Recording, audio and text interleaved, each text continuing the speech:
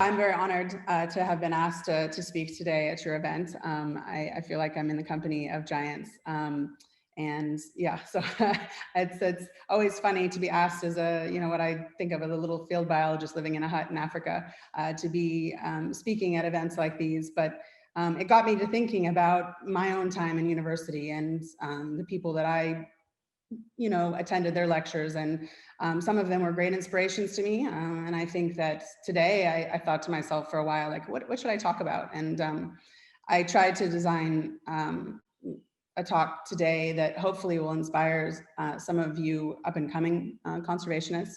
And instead of just maybe sharing details of some of the specific studies that we've done, I'd actually just like to share my story in general, because I think it's an interesting story, and I think it's probably one that may hit home with you guys as you're trying to figure out your own careers and determine what it is that you want to do with your lives.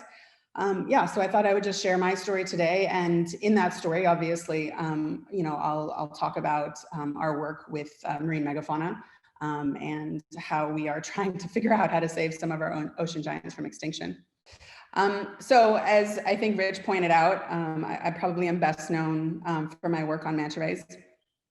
And that's because I have been working on them for about 20 years now. But it is by no means all that we work on, and it's actually not even what I kind of intended to study in my career. I was always a shark fanatic ever since I was about 5 years old. I think, and being a mother of a 5-year-old now, it's hard for me to imagine looking at her because every day she changes what she wants to be. It's a dentist, and then it's a ballerina, and it changes every single day. But my mom told me that when I was 5 years old, I decided I wanted to be a shark scientist, and that actually never changed. Yeah, I was just always passionate about sharks. I'm not sure where that came from. But as I grew up and I became a diver at about 11 years old. And then I became an underwater photographer shortly after that. I started exploring our big blue planet.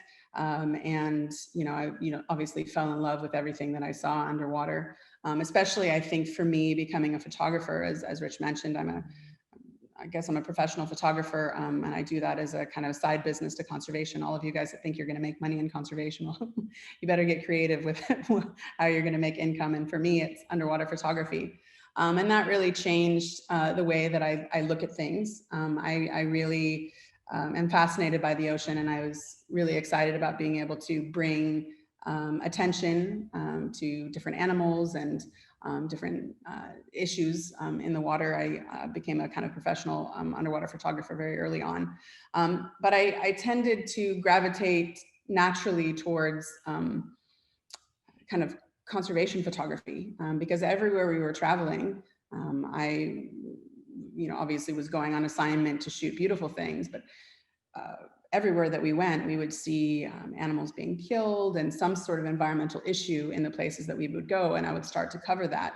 And it was uncanny, really. If we would go out and we were doing assignment on sharks, we would see sharks being pulled up on the beach and finned. And if we were doing an assignment on manta rays, we'd be seeing manta rays being killed. And if we were going out and looking at biodiversity in some of these great places, we'd be seeing sort of fish bombs going off. And it started to occur to me pretty early on that, we were in trouble, and the ocean was, the health of the ocean was really deteriorating pretty fast. And I came to like a crossroads, I think, in my life where, I was becoming known as an underwater photographer, and a lot of my friends and colleagues were underwater photographers and filmmakers, and I felt like that could be really impactful. But ultimately, I realized that what I wanted to do was not just document what was happening in our oceans, but I wanted to somehow fix it. And so photography is still a great way to communicate what's going on, but you feel powerless as a photographer. You actually just are taking imagery of the ocean dying without actually being really a part of that solution. So that was a critical turning point for me, and photography became then a tool, but not the path that I was going to follow. And I decided then that I was really going to give science a go. And so, I had done an undergraduate degree in the United States at the University of California, Santa Barbara. And I then, wanted to go to graduate school, and ultimately I started at the University of Queensland in Australia, but then I moved quickly to Africa because what I was really looking for is I was really looking for that adventure. I really kind of grew up being in awe of people like Jane Goodall and Diane Fossey and Sylvia Earle, and people that just really got out there, that were explorers and kind of pushing the envelope on exploration and learning about animals out in the middle of nowhere. And so I thought Africa was well suited for me. And that's where my whole life changed, actually. So when I got to Africa, I was looking for some peers and colleagues, and I kind of got invited by some of these colleagues to be a contributor for the IUCN Shark Specialist Group. And many of you guys are probably aware of the IUCN Red List and the specialist groups that contribute to that Red List.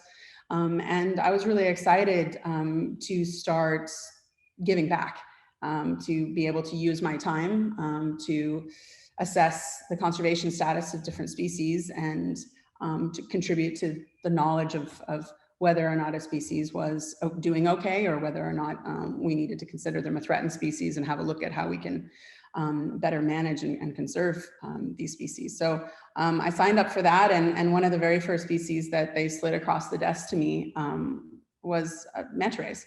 And I was really excited. I mean, I had a bunch of other cool species too, but I was excited because who doesn't love a manta ray? I mean, right? They're like the pandas of the ocean. I mean, they're friendly, they don't hurt anyone, they're big and charismatic and fun. And I thought, oh, great, I get to do the assessment on manta rays. But it was a really sobering week for me because when you do the assessments, you basically kind of go through all of the literature that exists on an animal and kind of pull out all the important facts that you need to assess a conservation status for an animal. And there was nothing on mantas. There was really, really nothing. A couple of opportunistic dissections, a couple of people that were, opportunistically taking some photos because they were divers and in certain locations, but no one had done formal research on them really. And there was very, very little information. And I was absolutely, shocked that at the end of that week, I was unable to, kind of compile any information and had to list the animal as data deficient. And that really kind of started my obsession really with the lack of knowledge that we have on some of our sharks and rays. And for me, it was like a pivotal turning moment that instead of just being interested in sharks and rays, I started to realize that there was these data gaps, that we had all of this missing knowledge about these animals that needed to be filled, and that while we knew a lot about maybe 10 or 20 of the most charismatic and beloved animals, like the white shark or things like the lemon shark from the Bimini lab, we didn't really know much about most of the species of sharks and rays out there. And so as I started to explore Africa, I was invited as a pioneering kind of explorer. I do a lot of kind of technical diving and kind of really harsh condition diving and photography. So I was invited on expedition to Mozambique that was just opening up from the Civil War. And it was just a beautiful country. I fell in love immediately. I mean, it's just a beautiful, beautiful country. And it was really in pristine condition because it just came out of this really brutal Civil War. So there hadn't been a lot of development of the coastline. It was just in really great condition as far as I could see. And we happened to stumble across some really healthy looking populations of mantas. When we were jumping in the water and there would be kind of 20, 30, 40 mantas around us on dives. And I just thought to myself, whoa, here I just assessed this species and we knew nothing about it and no one's really doing any formal work on it. And here's this incredible country where every time I jump in the water, I seem to see them. So, I know I'm obsessed with sharks, but maybe this is a way for me to be able to contribute some information that could be really important. And so it was a tough conversation that I had to have with myself because I had already had a plan of what I was going to do. I was going to do white shark research, and I had a bunch of friends in South Africa, and we were all going to do this stuff together, and it was going to be great. But then I realized that there was a lot of people doing work on white sharks, and the best way that I could contribute as a field biologist is probably to go out in the middle of nowhere and do work on an animal that no one had done work on before. And so, I bit the bullet and I packed my bags and, and I kind of moved to Mozambique. And the coastline was incredibly rough back then. It was a really kind of scary place to live. I kind of set up shop there and, wasn't disappointed because every day we went out, we were just met with these huge aggregations of mantas and also whale sharks and a lot of other megafauna, but particularly the mantas. It was just incredible to be able to go down and have access to so many individuals every single day. It was a really extraordinary field site. And so, I kind of like built a little rough kind of hut kind of out of grass and bricks and learned how to drive a 4-wheel drive car. I mean, I'm from California, okay? So I'm from a pretty suburban background. I didn't really know how to live out in the middle of nowhere, but I learned how to, drive a 4-wheel drive car. I got my skipper's license, learned how to surf launch and fix a boat, and I was on my way doing work in a very, very rural part of the southern Mozambican coastline. I knew pretty early on that I kind of wanted to be able to do a formal study. I really wanted to do a PhD on the mantas off the southern Mozambican coastline, but I couldn't find anyone that wanted to supervise me. And I don't know if any of you guys share this experience, but I would walk into potential supervisors' offices and I would sit down and I would tell them about my incredible plans to study this population of manta rays off the coast of southern Mozambique. And I was 22 at the time. And they all laughed me out of their office and they all just, told me it couldn't be done. And if it could, it would have been done already. And that it was dangerous and it was no place for a girl like myself to be setting up shop. So I had to actually privately finance about a 18-month pilot study just to show that it was feasible and that, I might be able to pull something like this off. And I honestly feel that they wouldn't have allowed me to proceed had I not, in those 18 months, have very strong suspicions that we might be looking at 2 different species of mantas. And of course, nobody really wanted to believe me about that either, because, just like whale sharks, I mean, manta rays were known as having a single, circumglobal species, and definitely there wouldn't be multiple species of mantas out there. And if there was, that someone would have stumbled across that earlier. So they weren't entirely trusting of these new kind of ideas that I had, but at the same time, some of the evidence I had was pretty compelling, and I believe that the University of Queensland kind of thought, well, if this turns out to be a new species of manta, that would be kind of a cool thing. So maybe we'll give her a shot. And so luckily for me, they allowed me to proceed, and I was able to develop my PhD off the southern Mozambican coastline on mantas. And it was a really great time for me because it was exactly how I had envisioned doing science, out there in the middle of nowhere, working on animals that we didn't really know much about. And it was, I just felt like a kid in a candy store, if you will. It was kind of like I could study anything I wanted to because no one had really done any work on them before. So I kind of dabbled in everything, really. I first tried to figure out where they were, where I could find them, where the aggregation sites for them were.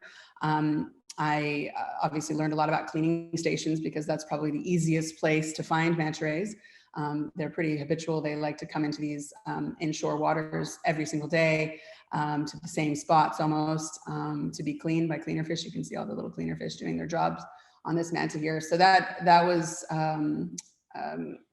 great for me that there was these very discreet cleaning stations that I could regularly find mantas and do work on them. So that was great. But we also found feeding aggregations, and I kind of learned a lot more about what they eat, and how they eat and how often they eat, things like that. I spent a lot of time learning about their reproductive ecology, tracking things like their pregnancies, to look at the seasonality of those pregnancies, to look at how regularly they had offspring, the reproductive periodicity, and just more about just the behavior as well, about how they mated and where they mated, and tried to learn more about where they pupped.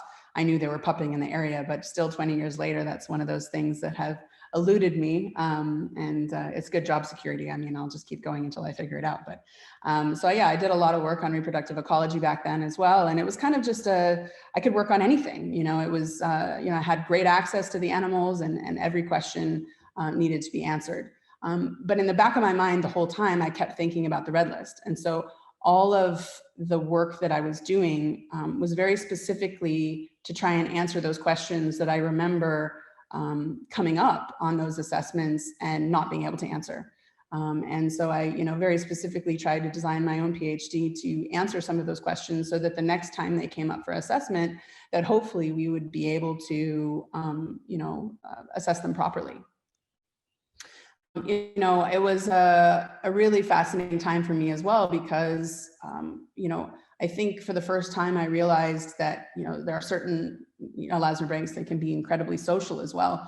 And 20 years on, we've now kind of done some really amazing work on the social structures and the social networking of manta rays. But at the time, it was a really awesome experience to be in the water with an animal that actually wanted to engage with you, that was curious, that hung around, that almost played with you, that didn't swim away. Because previously I'd been working on things like sharks that everyone's scared of sharks, but if you're a shark biologist, all you want to do is have them hang around so you can do stuff and learn things. But with most sharks, they kind of make it difficult, whereas manta rays are really, really easy to study because they are very enthusiastic about having these bubble blowing monkeys around, kind of poking and prodding them. So it was a really cool time to kind of explore that side of things too, which is that kind of social behavior of some of these elasmobranchs. But at the same time, that all this was going on as my PhD was, underway, and I was learning all these amazing things. What I was seeing every day on the beach was really alarming and very difficult for me to swallow, which is that there are fisheries for pretty much everything in Africa, including mantas. So to be studying a population of mantas and actually naming different individuals and developing relationships, watching to see how often they have their offspring and cheering for them when they have their first babies, only to see them being pulled up on the beach and flipped over. And that manta, maybe you've known that manta for the last 6 years or 7 years. I started to get, really uncomfortable with what I was seeing. But of course, I'm in no position as a foreigner to pass judgment on what's going on. These are not protected species in the country. And while I was really disturbed by what I was seeing, I also am smart enough to know that, it's best not to interfere with what's going on with people that, live along the coastline, which, need to eat and need money to feed their families. But I started documenting the slaughter, and I started to, be really alarmed by the number of individuals that I saw coming up over the years. And I realized that what I really probably needed to get a handle on is how big this population was, and see if I could figure out if there was declining trends that I could pick up in terms of abundance. And I thought if I could come up with real data that spoke to a decline in the country, that maybe I could get the government to protect these manta rays. So in order to go about that, I realized I needed to start cataloging individuals. And again, for me, mantas make it so easy. Having worked on numerous sharks before, even though there are several species of sharks that have unique spot patterns on them, mantas have really unique spot pattern on them. So much so that you can really recognize individuals by eye even. So that was really handy, and I started building a catalog. But I realized quite quickly that there was hundreds and hundreds and hundreds of mantas living off this coastline. And the matching was getting more difficult, even though I knew how to identify some of them by eye. And so I realized that maybe the best thing for me to do was build a tool where we could maybe, automate things. And I was thinking of like the FBI fingerprint database. I'm like, well, if the FBI can do it, with fingerprints, why can't I do it with manta spot patterns? They're like, belly prints rather than a fingerprint. Same deal though, right?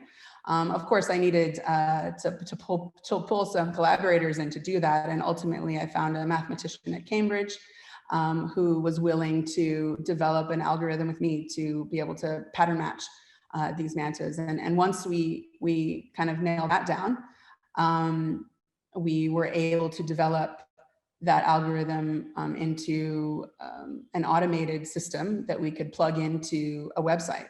So it was a really exciting time because it was kind of like, again, pushing that envelope on what we can do with the purpose of knowing that it's going to be useful for scientists, not just myself, but anyone else that wanted to study mantas around the world. And so we, at the end of the day, ended up building a global database for mantas. And we decided that this would be a really awesome way to be able to catalog our own populations in any of the areas that we were working. But at the same time, it would be able to facilitate collaborations between different scientists around the world. If we were all putting our images on the same catalog and we could cross-reference them, then all of a sudden, we wouldn't be doing stuff alone. We'd be able to go at it together. And then, the penny dropped even further as a diver, realizing that, it takes a long time for any of us researchers to collect these ID photos of mantas. But if we opened it up to citizen scientists to contribute, that we could actually collect data faster and in places that we weren't even working. And that this kind of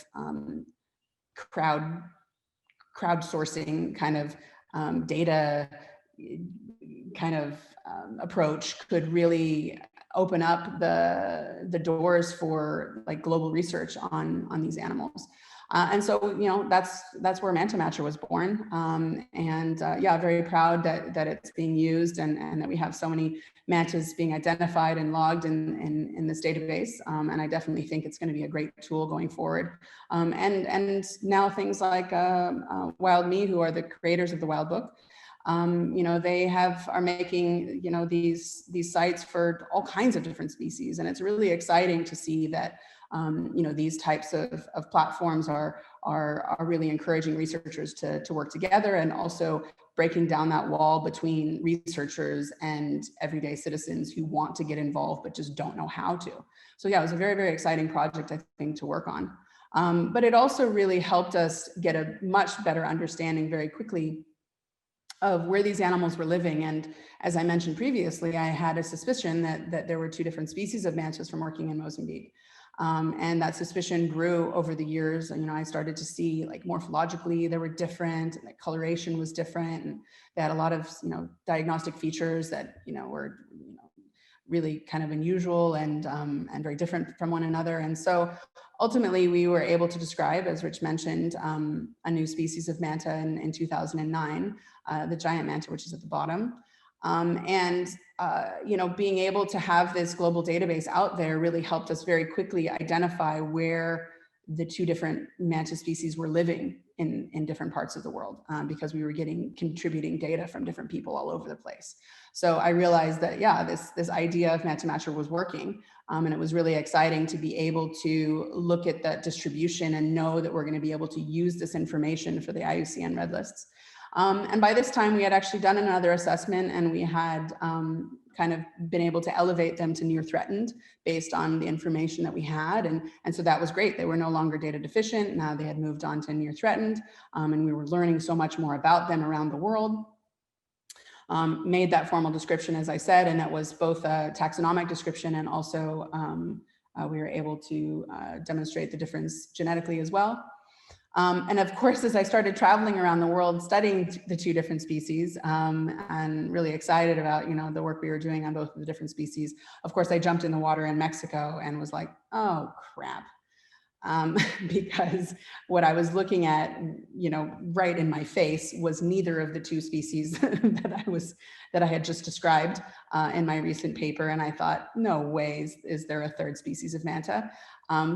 As it turns out, there was, and that's the beauty of being able to get out of your comfort zone, get out of the place that you're working, and travel around. It builds context. It gives you new opportunities and access to things that you hadn't been previously aware of. And of course, what I was looking at in Mexico was something that was very, very different and unusual. And I have spent the last 10 years trying to learn more about this manta. This is a much more elusive and much more difficult to access sort of species. And so it's been a bit of a thorn in my side as I've been trying to gather enough information to be able to describe this species. But we're pretty much there now. But yeah, it took about 10 years of trips all the way out to the Atlantic repeatedly, just trying to access this guy and collects, samples and get specimens and things like that. Ultimately, we were able to find a population of this new putative species living off the coast of Florida, which really surprised a lot of people because, I know a lot of Floridians. I've been diving in Florida since I was young as well. Never seen a manta there. And so I think a lot of people were shocked that there was A, mantas living off that coastline, and B, how many mantas were living off that coastline. So we started doing like aerial survey work and, in straight line transects along the coastline, we were counting 300, 500, 800 mantas in a single transect. So we're talking about one of the world's largest populations of mantas living off the continental US under everyone's noses that no one knew about, which was pretty shocking. And the reason I like to share this as well is because sometimes when I'm, giving lectures or talking, I get people saying, yeah, well, but, now in 2020, everything's known and, there's nothing new to discover anymore. I mean, this Floridian manta population really was only kind of discovered maybe 4 or 5 years ago. So there is stuff to learn, believe me, even stuff that you think, in an area where you think there couldn't possibly be anything new discovered, you would be surprised. And the reason this was cool as well is because it was kind of like an urban manta. And I put out a blog earlier this year about these urban mantas because it's such an interesting population living in this really urban environment off Palm Beach. In fact, a lot of them like to hang out in front of Mar-a-Lago, which made it hard to access while Trump was president. But yeah, so ultimately we started to gather information on this species there, which made things a lot easier for us. But obviously, as you're learning about mantas and their ecology and trying to figure out, how they're distributed around the world, it begs the question of how do they spend their day and where do they go? Because you see them for brief periods of time, we find them in different places around the world, but we don't really understand, what they are, who they are, and where they go. And the only thing that can answer those questions is technology like telemetry. And so very, very early on, it was a tool that we really started to rely heavily on, to try and answer those questions about, what this animal gets up to for, the 98% of the day that you don't see them. So we put on acoustic tags and we put on archival satellite tags, and we put on splash tags and pop-up tags and all kinds of different tags, cat scams, all kinds of things on mantas, trying to learn a little bit more about what they get up to. And it was really quite shocking. I think of all of the tools I've ever used, this one may have been the most interesting for us in that it revealed data that I really didn't expect. I remember the very first day that the very first satellite tag popped off, and we were having a look at data from that tag. We saw that individual swam 1,100 kilometers in about 2 weeks off the coast of Africa. And I mean, which was a monster migration. And it had crossed an international border. It had also gone out into the high sea. And during the course of that track, it was making dives of up to, well, definitely over 1,000 meters from the surface. So I was beyond shocked. I was thinking like, wow, this is not the animal that I thought it was. I mean, we had been encountering these animals in shallow environments most of the time, feeding at the surface. And overnight, I realized that, okay, no, this is an incredibly athletic animal that is wide-ranging, travels into hostile environments, into the open sea, and is capable of, incredible dives into the bathypelagic parts of our ocean. I mean, okay, this is not something to underestimate here. And, while all of that was incredibly interesting, and while we're still trying to learn a lot more about why they do some of the things that they do, that information was critical in being able to nominate them for and get them ultimately listed on CMS, which is one of the big conservation conventions that we have, the Convention for Migratory Species. And I had been working in Ecuador at the time, and I'd been doing some satellite tagging work in Ecuador. And I kind of approached the Ecuadorian government and said, hey, if I write this proposal for you, will you put it forward and nominate that species? And they agreed, and they did. And ultimately, the giant manta was, was listed on Appendix 1 and 2 of CMS in 2011, and the other manta followed closely after in 2014. And so that's kind of how some of those tools can really benefit the conservation of an animal, and that you can learn really, really important bits of information that can be used to kind of leverage kind of support for their listings. And I was really pleased to be able to get them on CMS very early, because there was very few sharks and rays at the time that were listed on CMS. But of course, even despite that success and the success of learning more about them through the telemetry, there was just this ongoing sense of doom, because everywhere we traveled, we were now working in Indonesia as well with a major program in Indonesia, and the fisheries in Indonesia were just out of control. And they were just so shocking to go into these fisheries and just see dozens and dozens of mantas a day. I kind of try and crunch the numbers at some of these fisheries to think of that 500, 1,000 individuals at that one fishery would be being taken a year. And yeah, it was really hard to come to grips with the magnitude of the issue. And what was resurfacing at the time as well is that they were being targeted and, selected and targeted and killed specifically for their gill plates. So it wasn't, initially we thought they were after them for food, and then realized that the meat is really poor. We thought they were after them for their skin because they use it for sandpapers. But ultimately we realized that they were being targeted for these gill plates, which were being taken to Asia and dried and used in medicinal tonics. And that the price for these gill plates were even more per kilo than shark fin, which we knew was a really dangerous and really large trade in Asia. And I thought to myself, well, there's definitely less mantas in the world than sharks. And if they're going to be going after these guys as aggressively as sharks, we really need to do something about this right away, because there's not going to be any mantas left in a few years.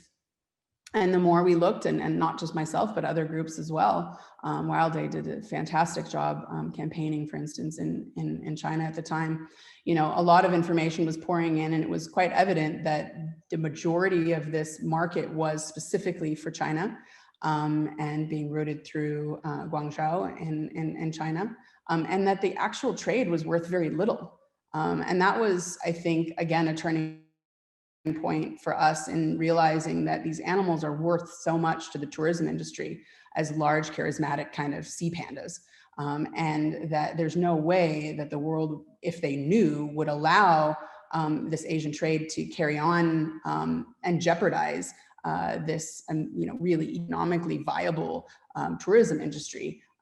And so we kind of tried to bring that to the forefront, and we did these huge global campaigns and tried to get attention for this issue, and with a couple of other very key sharks, managed to get support for their listing on CITES at the 2013 convention in Bangkok. And it was one of the most, I think, rewarding and just incredible days of my life to see, those numbers flash up, and to know that,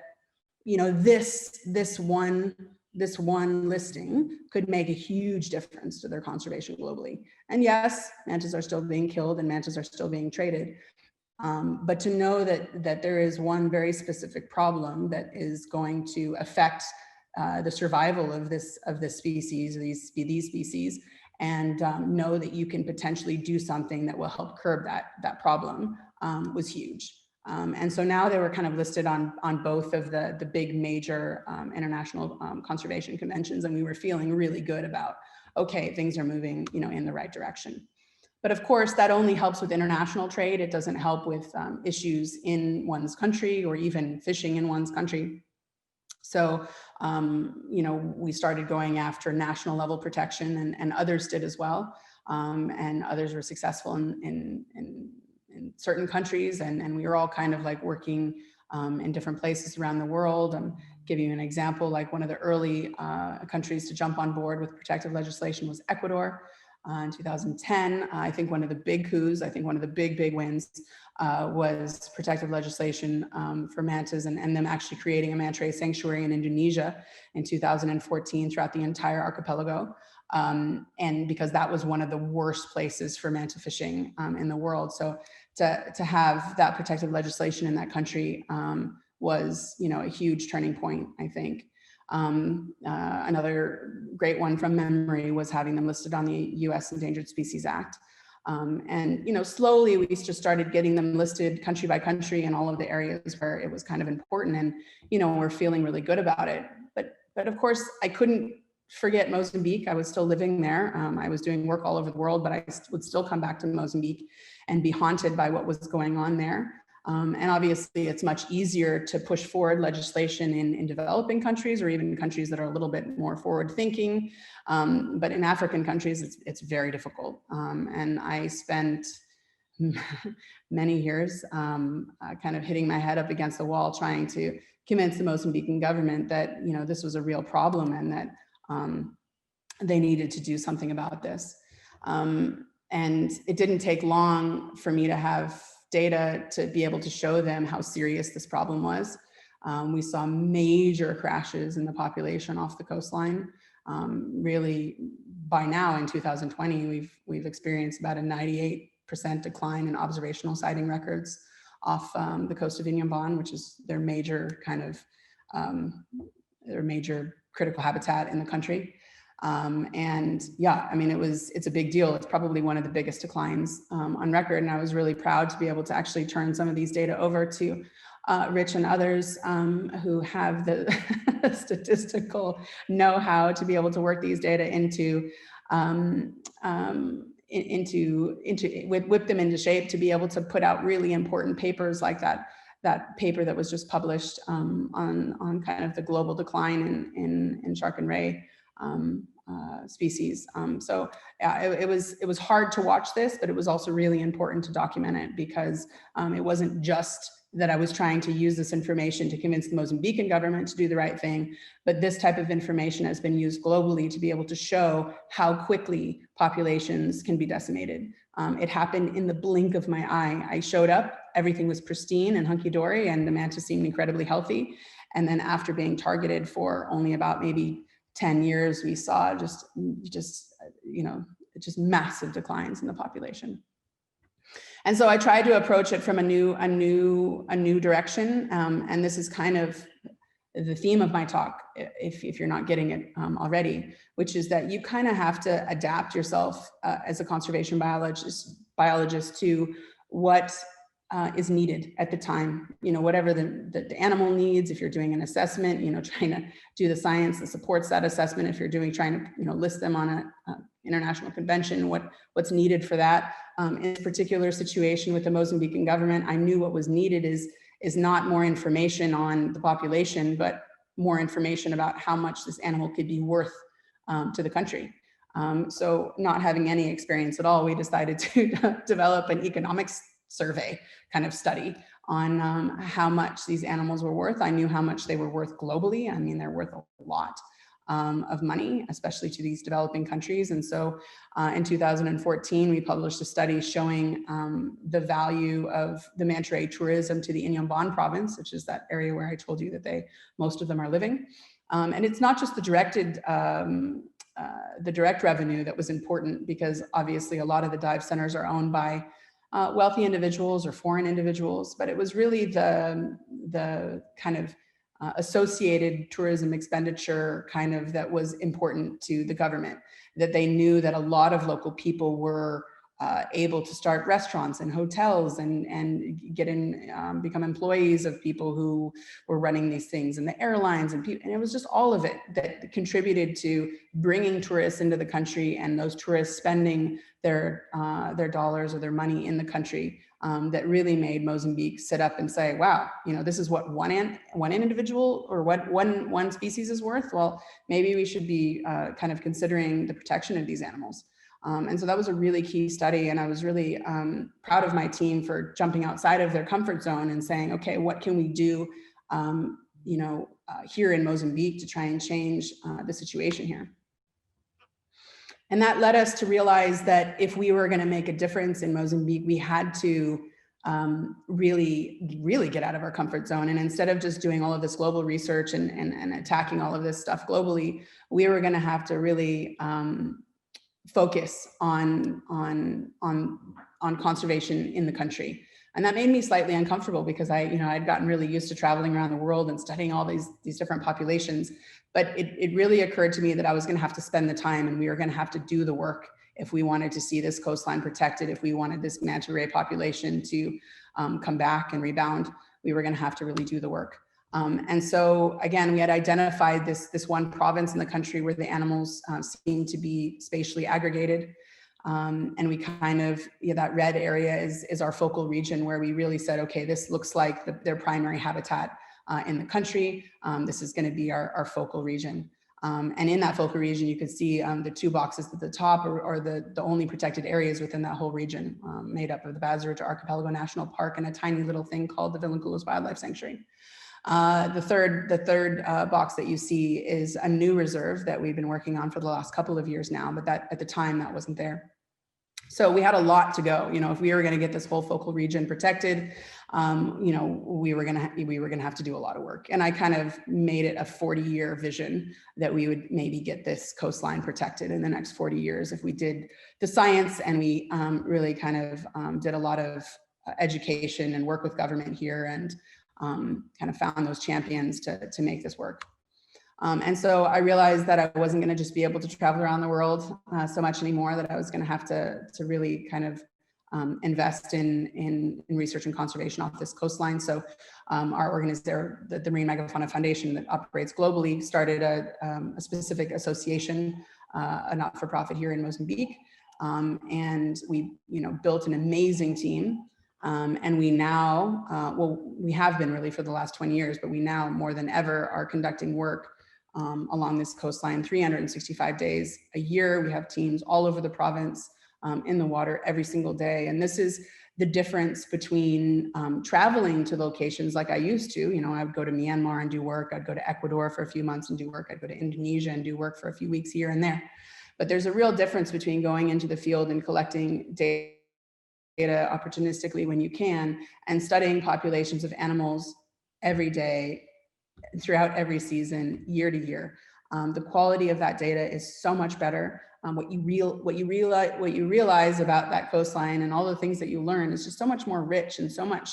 It gives you so much more context about what needs to be done, and working with these populations of coastal communities every day. It gives you real empathy for them and understanding for what they're going through and how to come up with real life solutions for conservation. And so, we have teams out every day, monitoring different kind of vulnerable and endangered species, like the last viable population of dugongs, which lives in the same area. We have eyes in the sky. My husband's a pilot, and also he operates drones, and we're able to kind of survey the coast from the air as well, which has given us a lot of cool new perspectives on things. We continue to use kind of advanced telemetry techniques and all kinds of interesting tools to do our research. We're now this year starting to do work with eDNA along the coastline, which is a new and cool tool. We've made sure that we have some of the global experts on these animals working with us here on the ground. To make sure that we're doing good quality research, but also that these individuals again have global context and are able to come and bring that experience into Mozambique. We are working with national parks and actually trying to kind of help the animals in the field by taking injured animals into the park rangers' offices to get rehabilitated, things that you would only be able to do if you were on the ground all of the time. And most importantly, we are trying to really determine where all the critical habitats for these animals are in the province. Because of course, in order to spatially plan conservation in the region, you really have to gain a great understanding of where these animals live and of course what their threats are.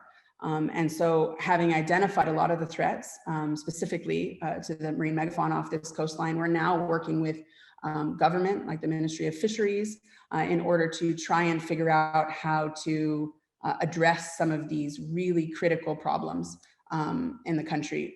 Of course, bearing in mind the fact that we are living in an area with really impoverished communities that rely on the ocean to feed themselves, and of course to make money to feed their families and to live.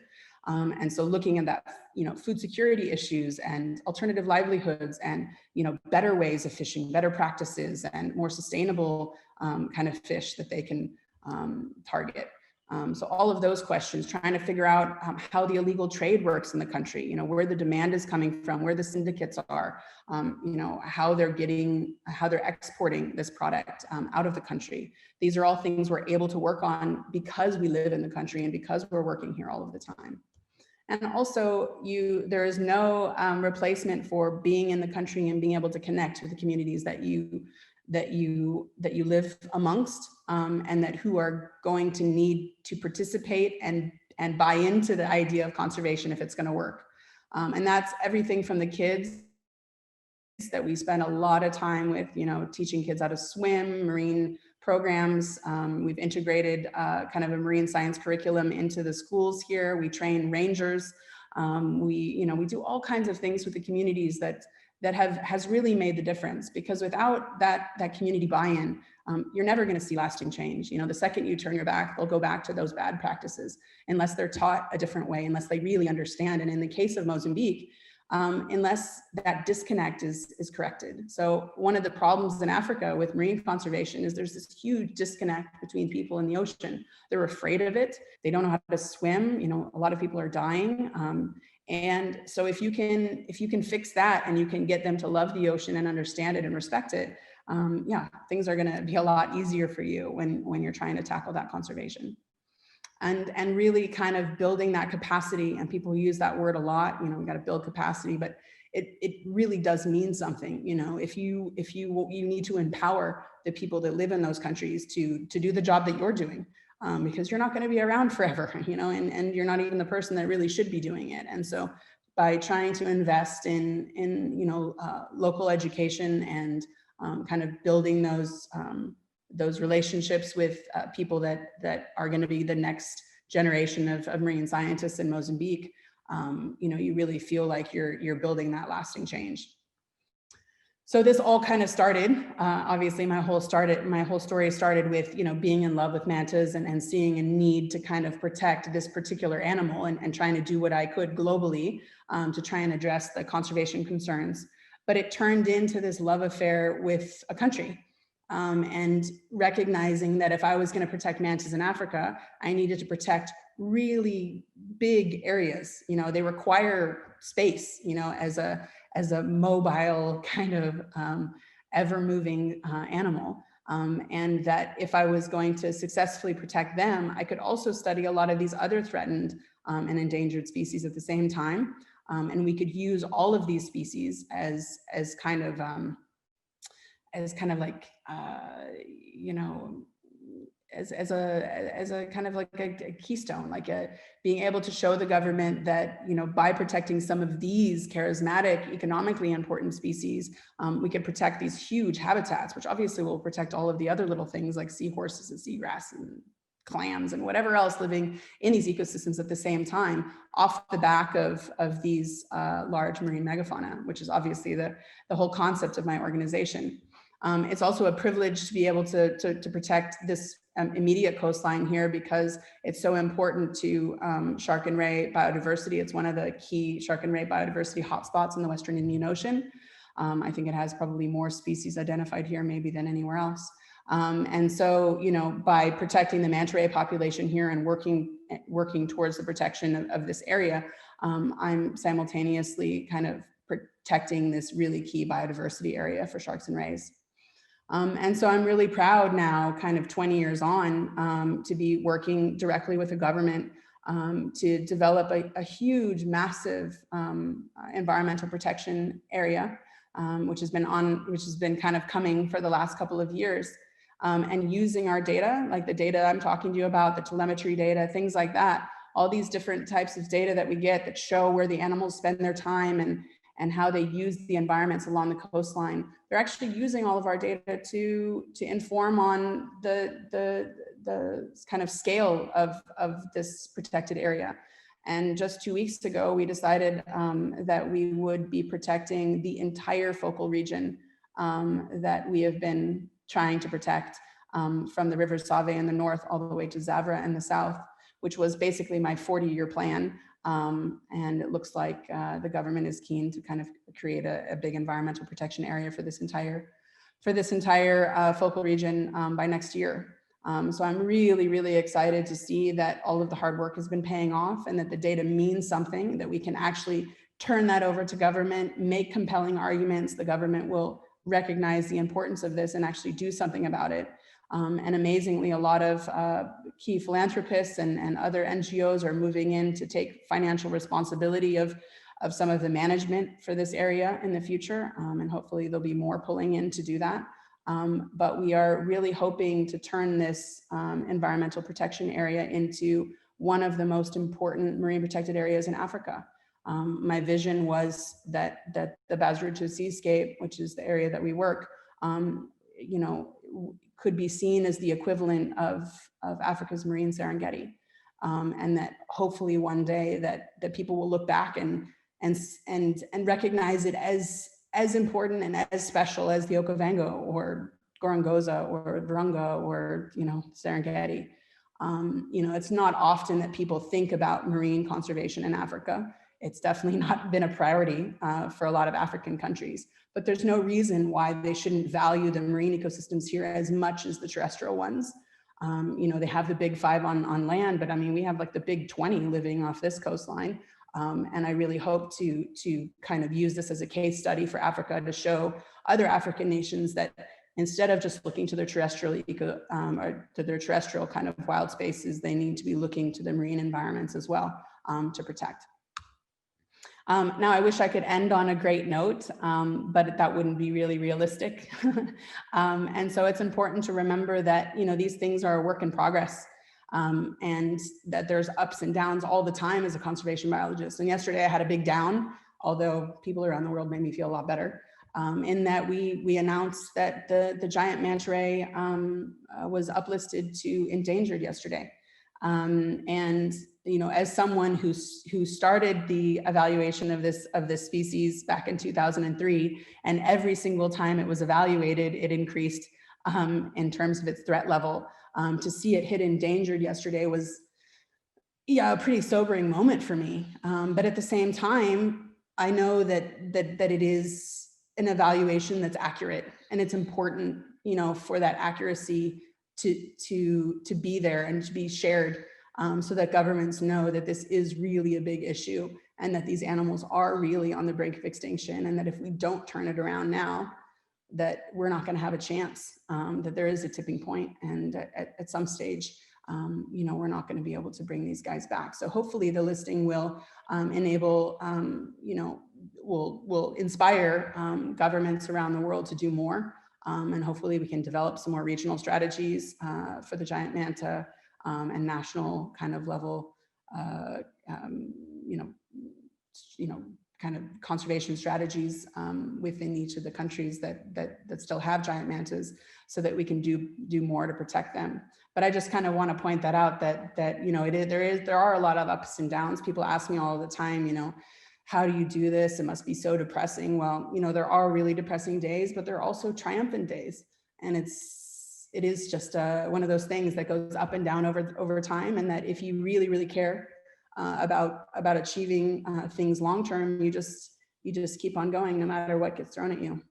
So, I hope that gives you a little bit more kind of a real look at what it's like to, I guess, be a conservation biologist out there, a field biologist out there.